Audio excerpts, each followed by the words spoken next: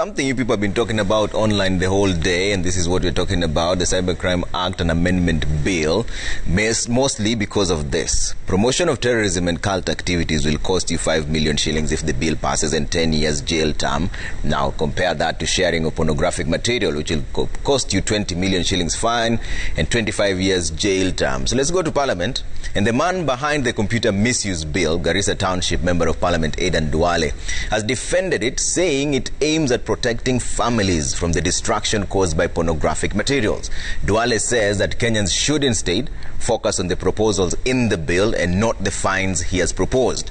The bill has triggered a debate on social media platforms, with some Kenyans criticizing the legislator for proposing a 25-year jail term or a 20 million shillings fine for those found sharing pornographic material, while for those who commit the offense of participating in terror activities will get away with a fine not exceeding 5 million shillings. This story was produced by our very own Gatete Njoroge. The bill by the Garissa Township MP Aden Duale has sparked debate among Kenyans. The bill seeks to amend the Cybercrimes Act to prohibit sharing of pornographic materials and introduce harsh and punitive measures. Whereas the bill proposes 20 million shillings fine on distribution of pornographic materials, it spells a lesser penalty for abetting terror activities, proposing only 5 million shillings fine. And this is the bone of contention. Some Kenyans online outraged. At Kiterini says the law on terrorism ought to be more punitive than pornography. Aden Duale should explain why this is the case. Atabuga Makori says, Mr. Aden Duale, with all due respect, we have a lot of challenges in Kenya that need urgent attention, and pornography is not one of them. Stephen Mutoro says, quote, someone tell the Garissa Township MP Aden Duale that legislating on moral issues is not easy. It isn't even enforceable. The Evidence Act will need to be equally adjusted. Pornography will need to be contextualized as possibly a nuisance.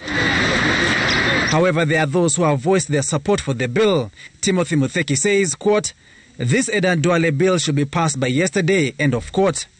Atalfayo Kim says, I agree with Aden Duale in my opinion.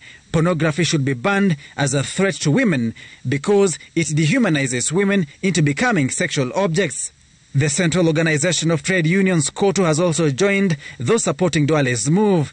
In a statement sent to newsrooms, KOTU states, and I quote, it must be noted that this issue is an issue of public health concern and not freedom of speech and or access to information as provided in the Bill of Rights in the Constitution, because the production and promotion of pornographic materials have an impact on not just the social well-being of the youth, workers, and society at large, but also sexual health.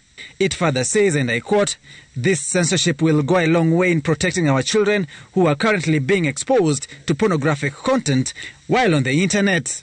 The MP is saying their focus should not be diverted by the proposed fines, as the bill will bring relief to parents whose children have suffered the addiction of pornography. The biggest victims of pornography is our children.